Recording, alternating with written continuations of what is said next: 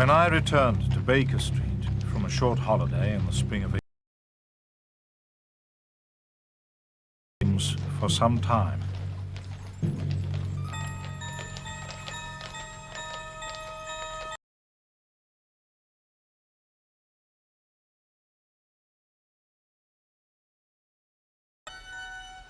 I saw in the papers that he had been engaged by the French government upon a matter of supreme importance, but I could hardly foresee that it would have so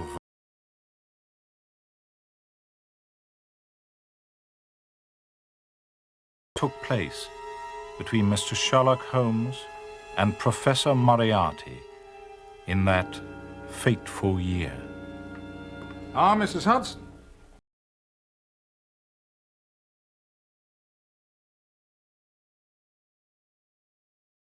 Morning, Mrs. Hudson, he says. Have you anything nice for my breakfast? As if he hadn't been away for 4 months. You could have knocked me down with a feather. And he's gone out again, I take it? Yes, he had his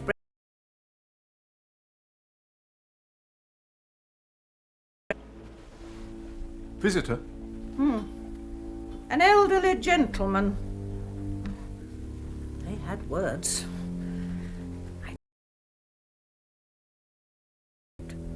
He had a face like the wrath of God. Or should I say the devil? Indeed.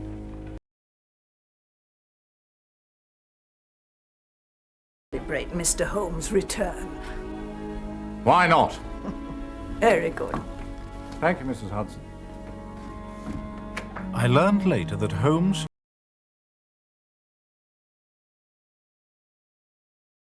as I waited for him to reappear, Baker Street looked to me as safe and secure as ever.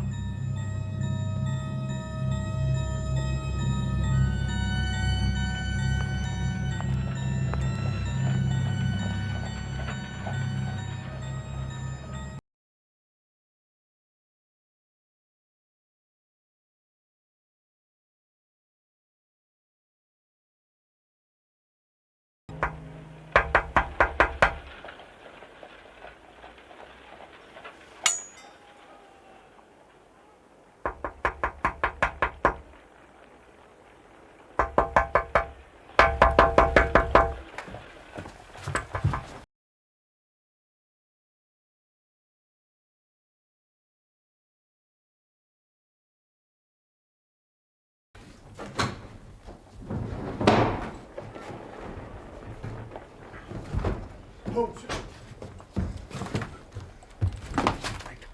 Wait.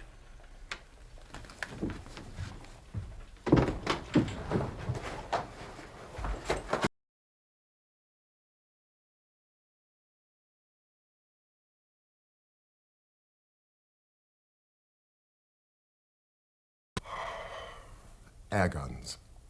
A rather special air gun, in fact. Watson, would you have any objection to drawing the blinds, casually, as if you were alone in this room?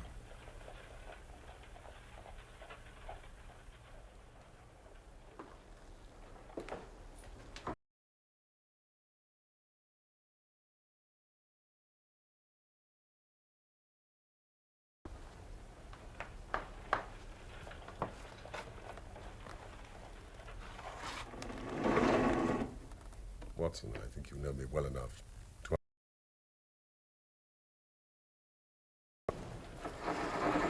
But it is stupidity rather than courage to refuse to recognize danger when it is close upon you.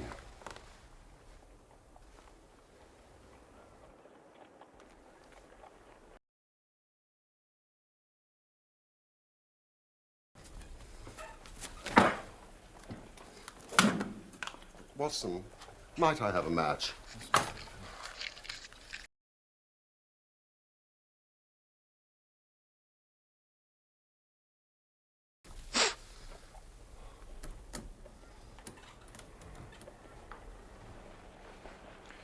You don't look well, Holmes. Well, I have.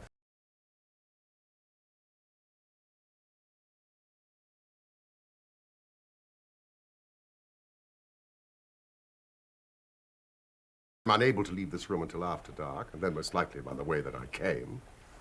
We do have some time on our hands. Also, I owe you an explanation for my unceremonious departure the last time that we met.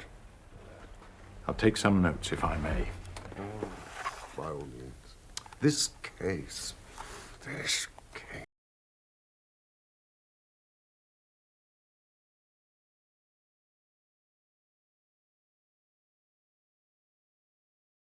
But it was a cold morning, early in the year when I last left Baker Street.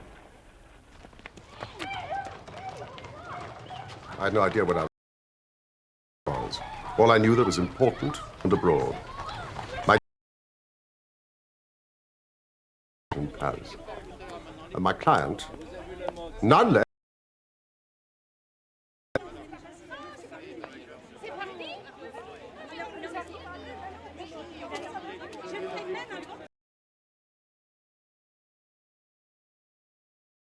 France. It was here that the great Roi Soleil held court, and here that Napoleon Bonaparte was married to the Archduchess Marie-Louise of Austria. Indeed, it is a history lesson.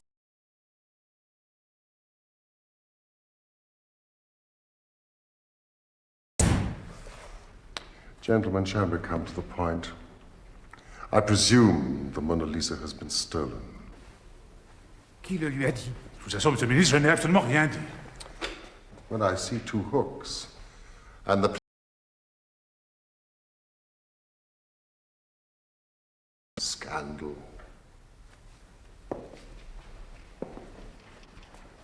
Yes, now I begin to understand the delicacy of the matter. The Louvre is closed on Mondays for maintenance.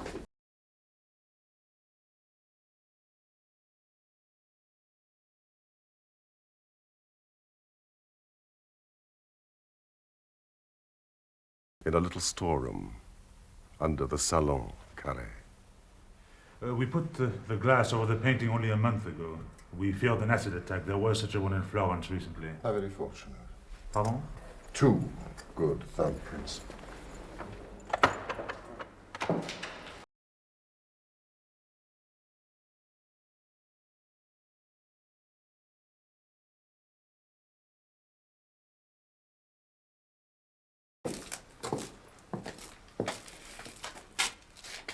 This one seems well done.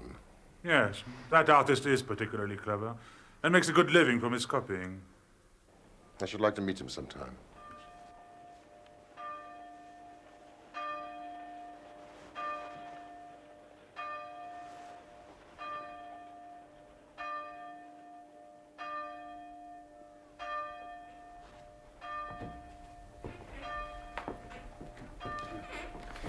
To make a bad copy is very easy, but a good one. It takes years of practice. For instance, Da Vinci used Italian poplar wood to paint on. It is very difficult to find. To mix the original color, nearly impossible. His fumature, the smooth blended tones, is very subtle. And his brushwork is left-handed. The crackler, this fine network of cracks. That is the most difficult to achieve of all. And you can achieve it. How? That is my secret. It seems to me that this is something near to a legitimate forgery. No, because the copies must never be the same size as the original. And who would buy one of my copies as the original when the real Mona Lisa is in the Louvre? But if by chance the Mona Lisa is no longer in the Louvre. Oh, But of course you are joking, monsieur.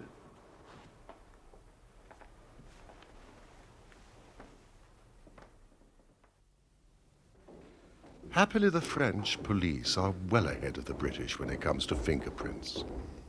The great Bertillon himself was kind enough to refer to my little pamphlet on the subject as his Bible. As I suspected, our man had been involved in petty crime in the past. A Spaniard named Mendoza. There is your thief. Not a pleasant specimen. Mr. Holmes, France owes you a great debt. We have not got the man. And more important, the painting. But he must be arrested immediately. He may have already sold it. No, gentlemen, it is my belief that the painting is still in Mendoza's keeping. He is only a pawn in a much bigger game. This robbery has been carefully planned over months, even years, by a master criminal. But what professional criminal would want to own the Mona Lisa? That is madness. He can't sell it. I believe the master criminal is not interested in the original. If he can pass off the forgeries as originals for the same price. Gentlemen, we must alarm Mendoza. Get him on the move. So he leads us to the center of the web. But how? First, we must announce to the world that the painting has been stolen. Oh, but that would create a great scandal, both myself and the director. Minister, please, if I may explain. It will be announced that owing to the brilliant and tireless efforts of yourself and the director, that the criminal is about to be arrested.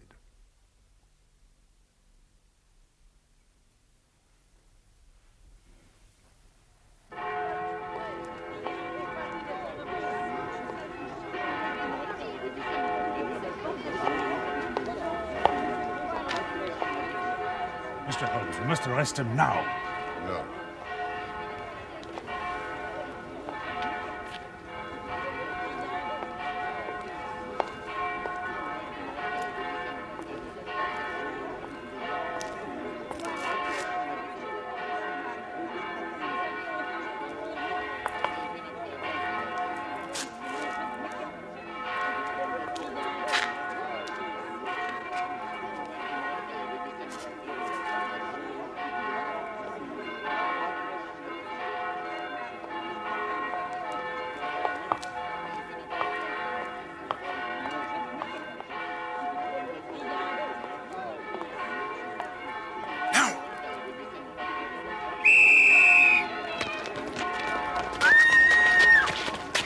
Holmes, I understand that the recovery of the original would make it impossible for the thieves to sell any copies, however excellent those copies were.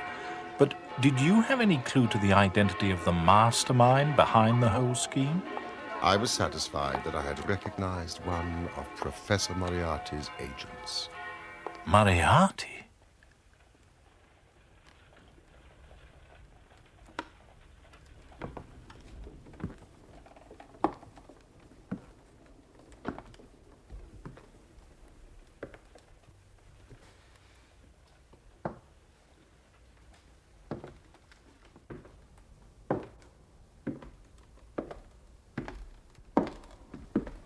Notice the subtle modeling of the features. Beautiful hands. Mood. That smile. As Walter Pater described her, the head upon which all the ends of the world are come, and the eyelids are a little weary. No one else has ever had the genius to paint this masterpiece, except Da Vinci. Well, if you look at the paintwork, sir. Leonardo's signature, writ large. The brushwork, mano sinistra. The bloom, the sfumato technique. Will you excuse me?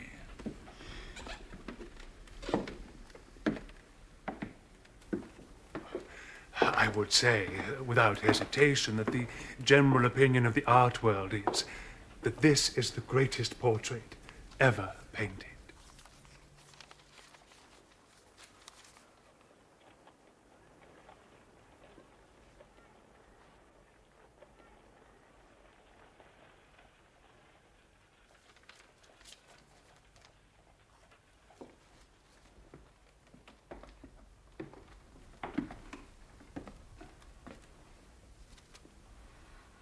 I very much regret to have to tell you, sir, that this painting is no longer for sale. I don't understand, Professor. I mean, the price, maybe? Well, now look, I'll reconsider. I'll give you a cool $4 million. How's that? I'm sorry, Mr. Morgan. The painting is no longer for sale. Huh? Hey, what you guys up to? Take your hands off me, you make! For goodness sakes, for nothing. You get all the equipment you want. Go get lost. Richard Holmes has recovered the original. These are worthless. Destroy them. Burn them. Do it yourself. Let no one else see you. Yes, Professor Moriarty.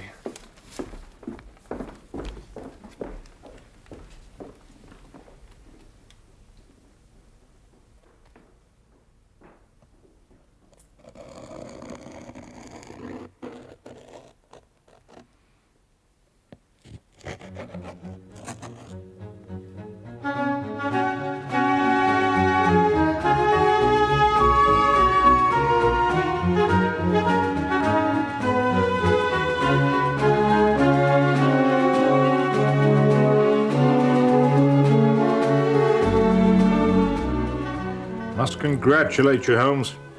Such an honor, and so well deserved. It was no great problem. The case practically solved itself. I hear you had a visitor this morning. Ow! I had not been back in Baker Street more than half an hour when... But you cannot go up there, sir.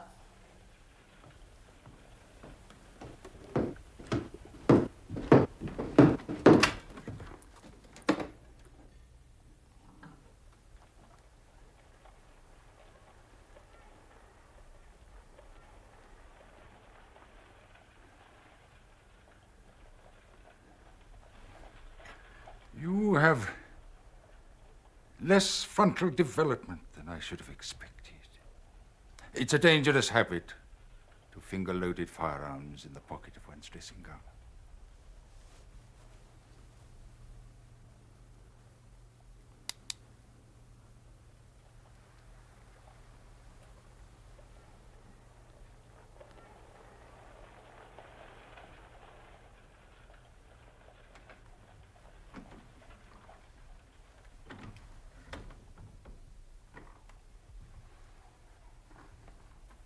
You evidently don't know me.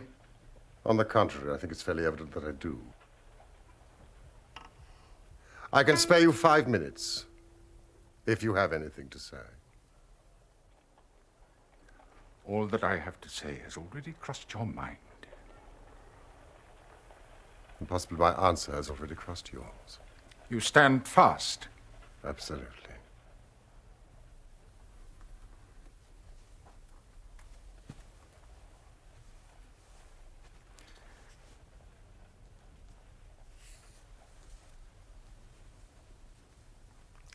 You frustrated me in the affair of the French gold. Ah. So it was you behind the Red-Headed League. A very ingenious and well-contrived idea. High praise from you. You crossed my path first on the 4th of January. By the middle of February, I was seriously inconvenienced by you. And at the end of March, I was absolutely hampered in my plans. And now, with this last business in France, you have placed me in such a position by your continual persecution that I am in positive danger of losing my liberty. The situation is becoming an impossible one. Have you any suggestion to make? You must drop it, Mr. Holmes. You really must, you know. And what if I refuse? I'm quite sure that a man of your intelligence will see that there can be but one outcome to this affair. It is necessary that you should withdraw. You have worked things in such a fashion that we have only one resource left. It has been an intellectual treat to me to see the way in which you've grappled with this matter. But I say unaffectedly that it would be a grief to me to be forced to take an extreme measure. Oh, you smile, sir. But it really would, I do assure you. Danger is part of my trade. This is not danger. It is inevitable destruction. You stand in the way not merely of an individual, but of a mighty organization, the full extent of which even you, with all your cleverness, have been unable to realize. You must stand clear, Mr. Holmes, or be trodden underfoot. You know, I'm afraid that in the pleasure of this conversation, I'm neglecting business of importance, which awaits me elsewhere.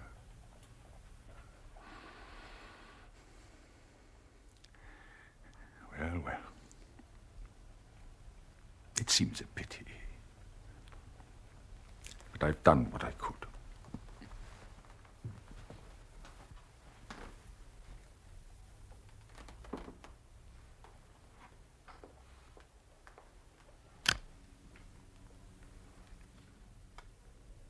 This is a duel between you and me, Mr. Holmes.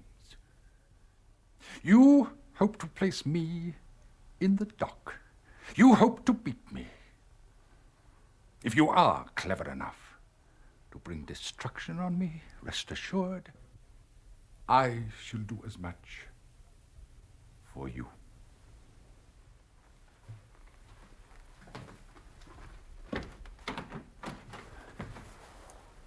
You have paid me several compliments, Mr. Moriarty.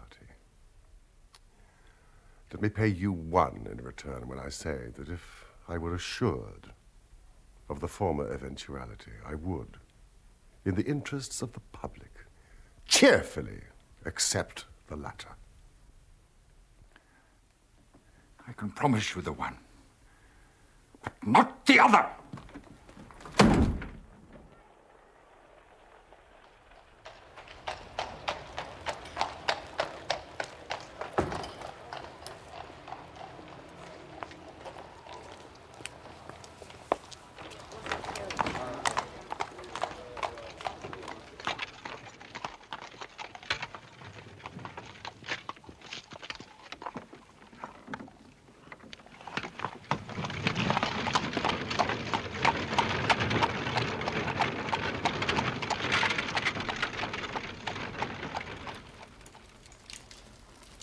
He is the Napoleon of crime, Watson. For years I have endeavored to break through the veil which shrouded him. And at last, I've seized a thread and followed it to Moriarty himself. And now I'm ready to close on him. If he doesn't close upon you first.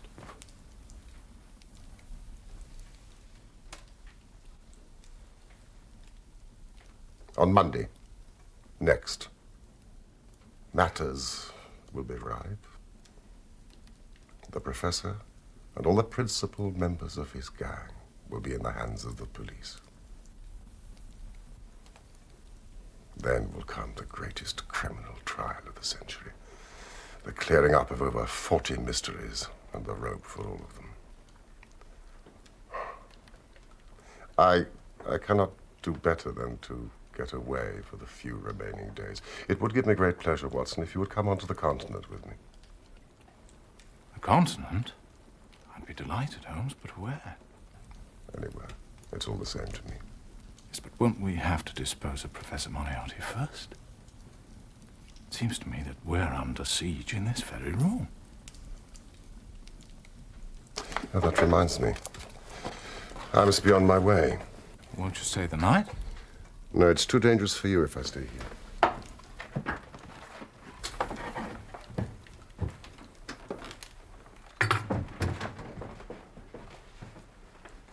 I will leave the way I came and find lodgings with my brother Mycroft. We start tomorrow morning. Tomorrow morning? Oh, yes, it is most necessary. Now, here are your instructions, and I beg of you to follow them to the letter. For you're now playing a double-handed game with me, Watson, against the most powerful syndicate of criminals in Europe. You will dispatch whatever luggage you intend to take by trusty messenger, unaddressed to Victoria Station tonight. In the morning, you will send Mrs. Hudson for a hansom cab, desiring her not to take the first or second which may present itself. You will drive to the Strand end of La Mews, handing the address to the cabman with a request that he will not throw it away.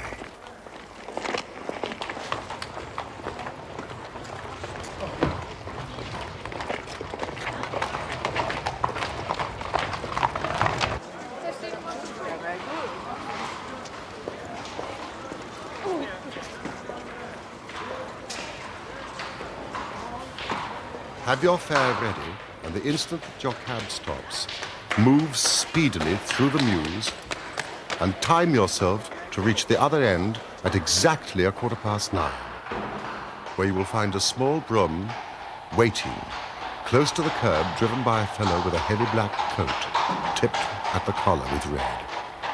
Into this you will step, and you will reach Victoria in time for the Continental Express.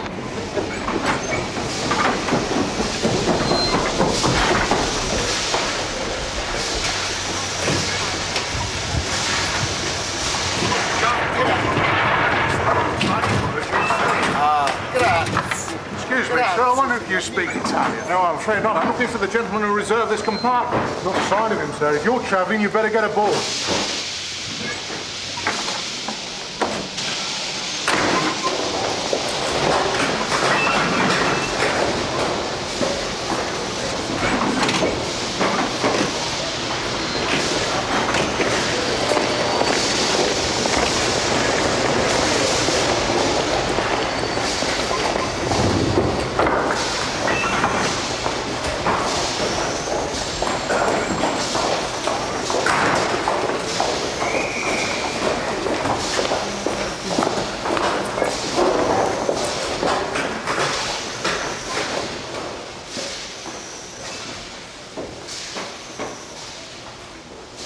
My dear Watson, you haven't even condescended to say good morning to me.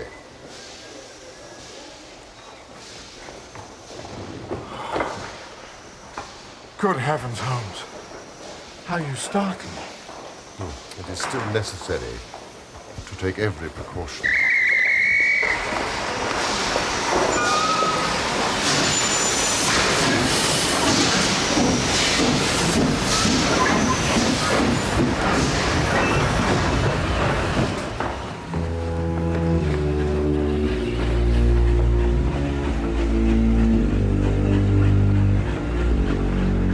I'd rather fine, Watson.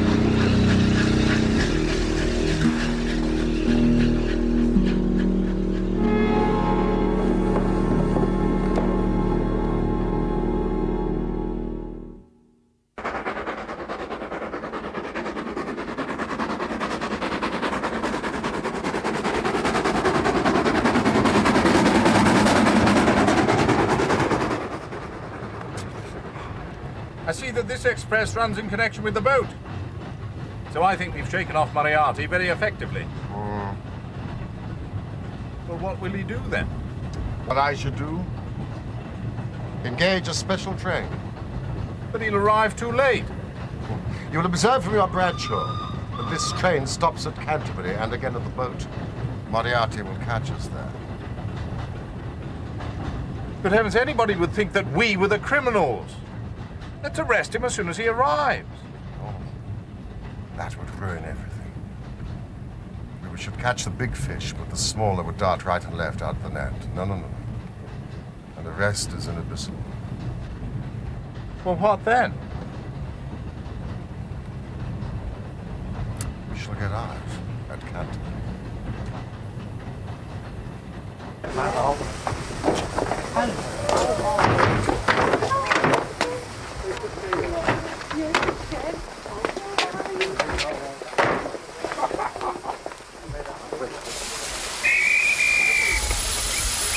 But Holmes, our luggage.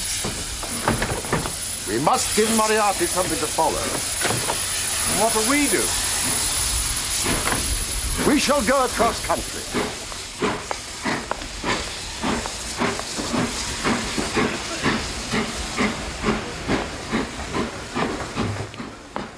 Here we are, Holmes.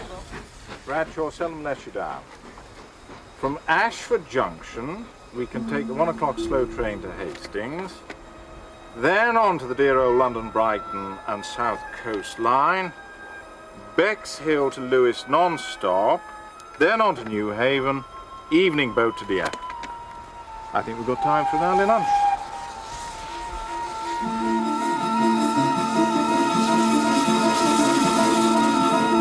So soon.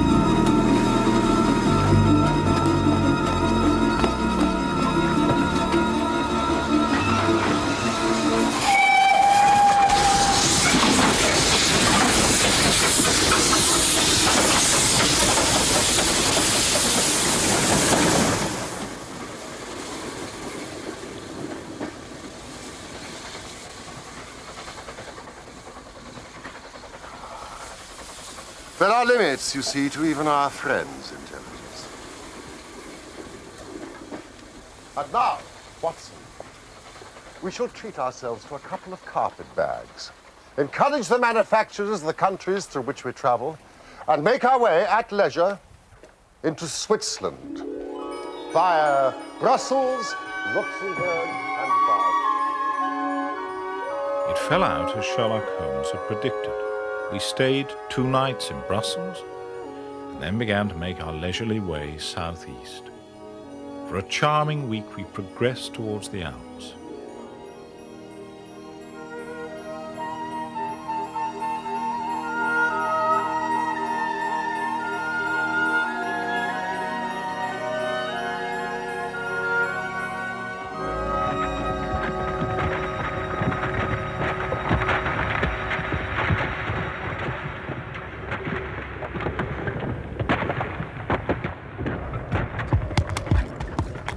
What do you think? A common enough occurrence in the mountains.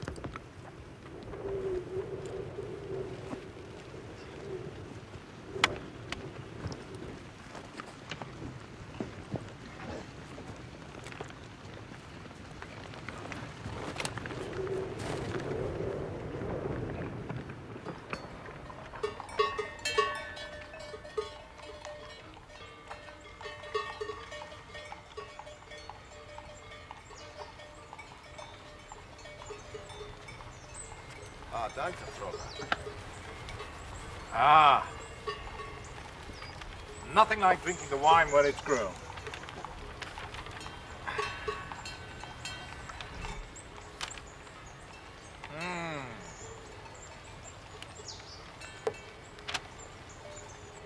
All gangs safely secured, only Moriarty escaped the net, signed Mycroft. He's given them the slip. I think it would be better if you were to return to England, Watson.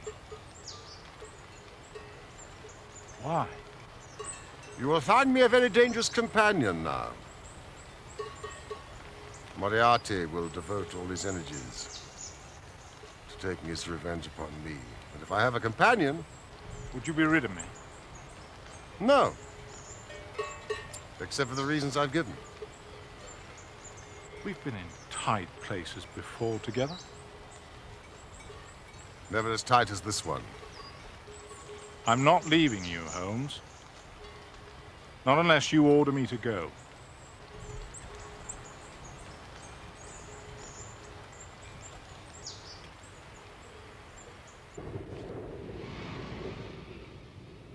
I'd never been to Switzerland before, but the beauty of the landscape reminded me irresistibly of the northwest frontier provinces of India.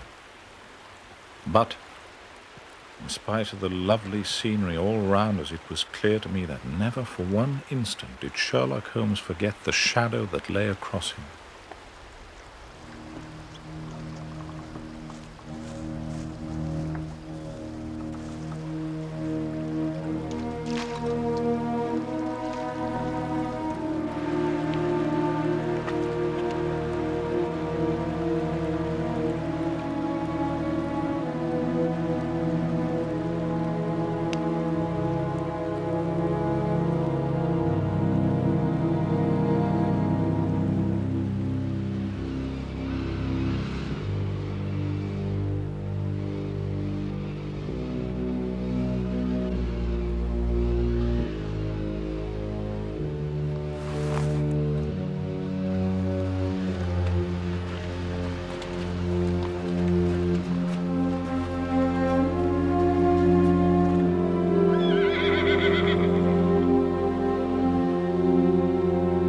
I could tell by his sharp scrutiny of every face that he was well convinced that go where we would not be clear of the danger that was dogging our footsteps.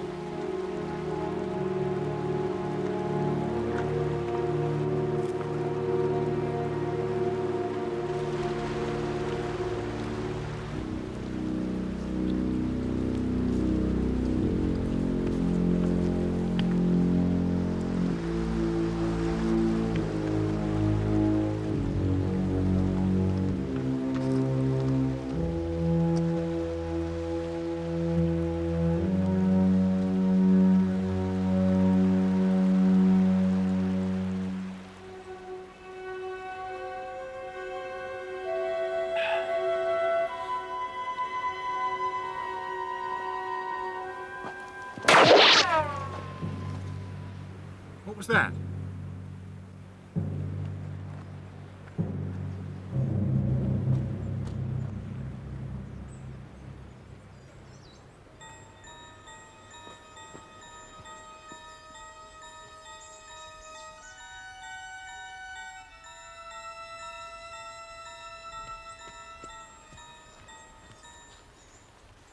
See anything? No, nothing. It's time we were on our way. Hans, we're on our way.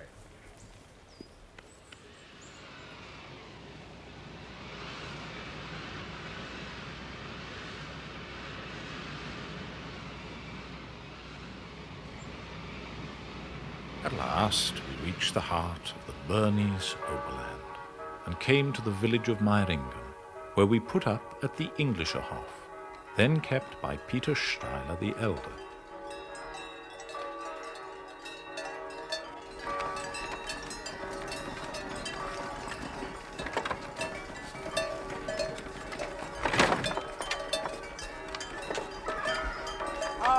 Herr Steiler? Exactly.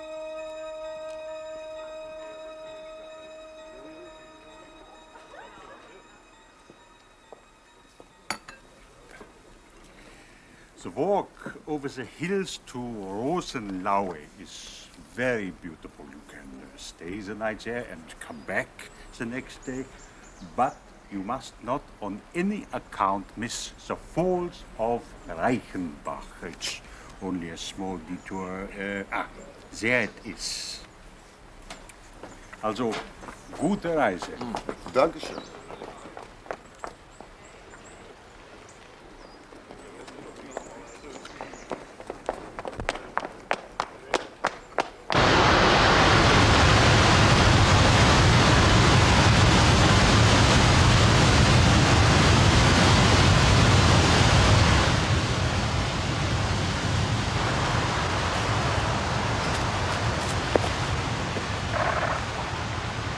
It is indeed a fearful place.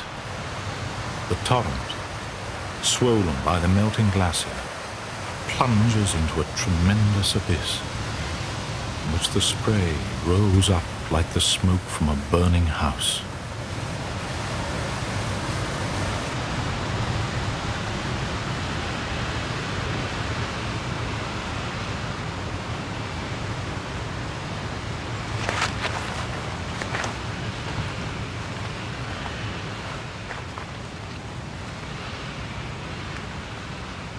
Kommt zu uns! Watson! Herr Dr. Watson. Yes? Herr Steiler told me to give you this. It is very urgent. It seems an English woman was taken to the hotel after we left, on her way to friends in Lucerne. She's had a grave hemorrhage. Tuberculosis. Ah, no doubt. It appears she's dying. An English doctor would be a great consolation. I'm afraid I must go back, Holmes. Of course. Now, Steiler suggests that this lad shows you the way to Rosenlaui, and I'll join you there later. A good plan.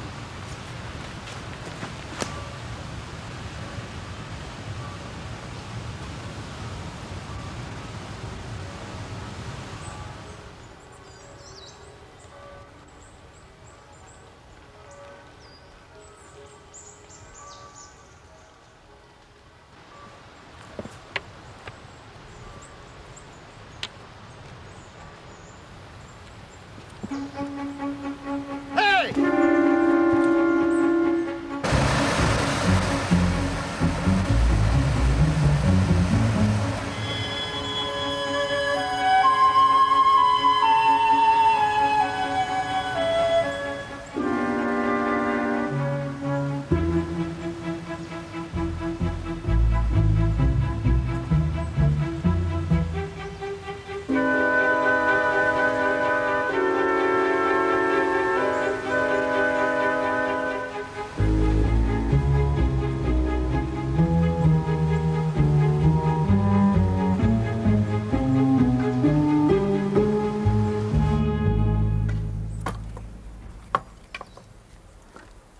I trust she's no worse.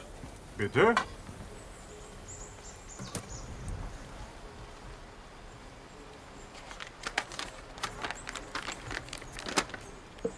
You didn't write this? There is no sick English woman at the hotel? No, but it has a hotel mark. Of course, there was a tall old Englishman who came here after you had gone. He said...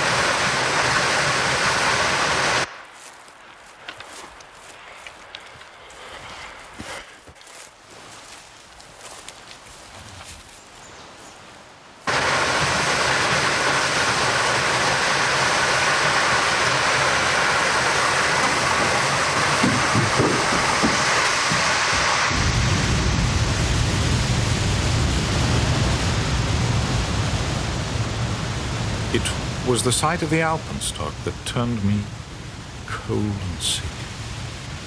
He had not gone to Rosenlau.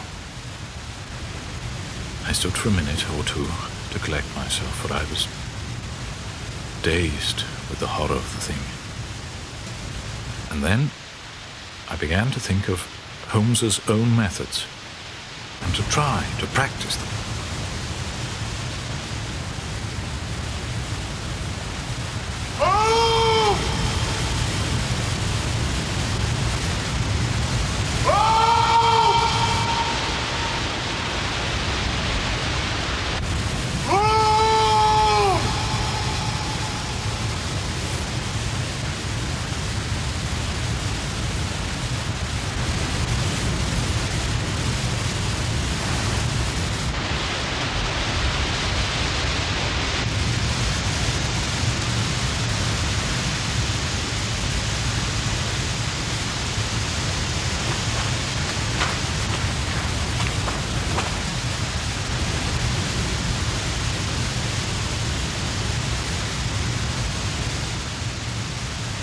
My dear Watson, I write these few lines through the courtesy of Mr. Moriarty, who awaits my convenience for the final discussion of those questions which lie between us. I am pleased to think that I shall be able to free society from any further effects of his presence, though I fear that it is at a cost which will give pain to my friends, and especially, my dear Watson,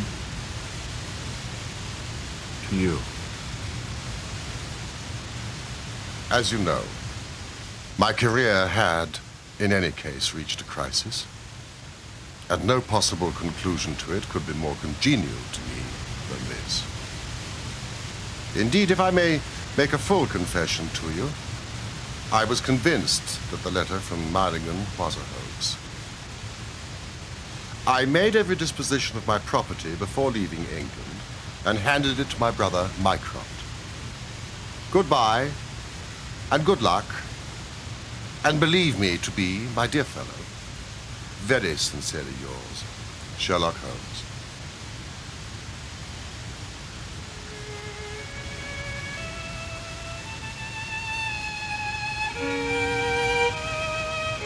In this situation, I had little doubt that a personal contest between the two men ended as it could hardly fail to end.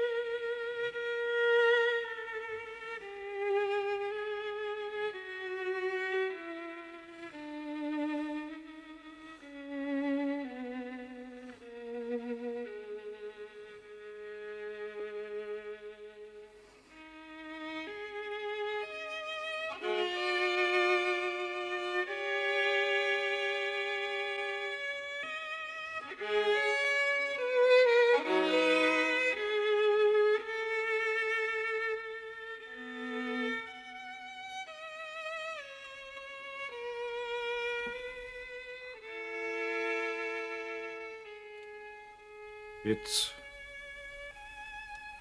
with a heavy heart that I take up my pen to write these, the last words in which I shall ever record the singular gifts by which my friend, Mr. Sherlock Holmes, was distinguished. I shall ever regard him as the best and the wisest man I have ever known.